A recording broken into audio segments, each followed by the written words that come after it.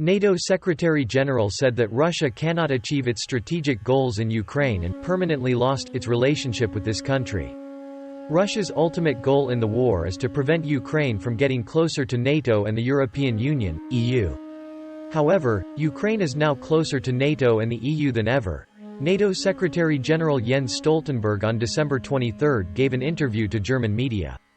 He emphasized that the Russia-Ukraine war was a major, strategic defeat for Moscow and caused Russia to lose Ukraine forever. Stoltenberg said Russia is paying a high price to maintain its campaign in Ukraine.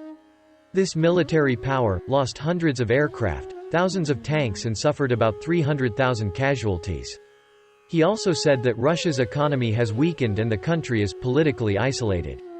However, the NATO Secretary General does not think that the war in Ukraine will end soon. Aid to Ukraine is not a charity, it is a security investment. The only way for us to achieve a just and lasting solution to the Ukraine problem is to convince President Vladimir Putin that he cannot victory on the battlefield.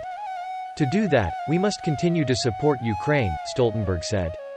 Vadim Skibitsky, spokesman for the General Intelligence Directorate of Ukraine, HER, also said on December 22 that Moscow is not easily discouraged even though the war has lasted 22 months. According to Skibitsky, Mr. Putin still maintains his stance that the war in Ukraine is aimed at protecting Russia's territorial integrity and maintaining the political status quo in Moscow, so it will be difficult for the Kremlin to end the campaign in the future.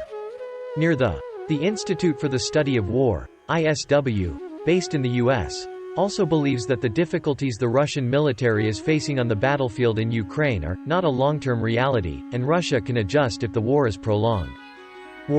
During the annual press conference in central Moscow on December 14, President Putin announced that Russia had deployed more than 600,000 soldiers to the Ukrainian battlefield during 2 years of fighting, of which about 244,000 troops are present in the conflict zone.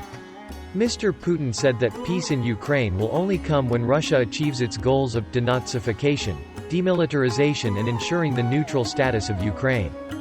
Observers do not know the exact number of Ukraine's current troops, but the country previously had about 1 million people participating in the armed forces. Meanwhile, Russia has increased the size of its army during the war and plans to increase its number to 1.5 million people. Nearly 2 years since the conflict broke out, the war between Russia and Ukraine shows no signs of ending.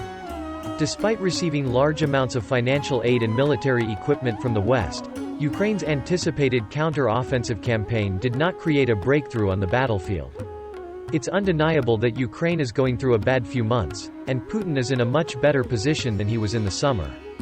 President Zelensky told the media on December 23 that this has been a difficult year for Ukraine, but denied that his country is gradually losing the war.